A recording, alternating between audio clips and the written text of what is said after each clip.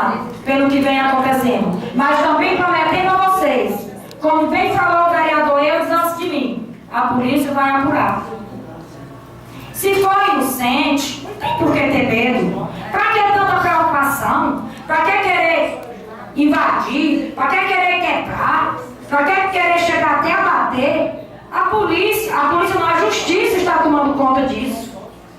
E que se for culpado, pague. E que se for inocente, que seja inocente.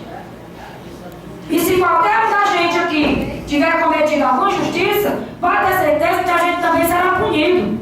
Só que a gente fala aqui munido de documento. E a gente está aqui mais uma vez, eu vou dizer para vocês, não para perseguir ninguém, e sim para defender os direitos de vocês.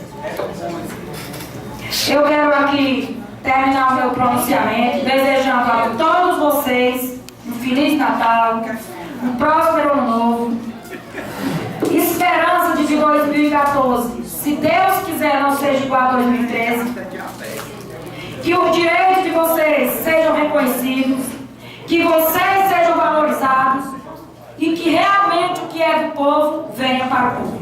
Muito obrigado e um bom dia a todos.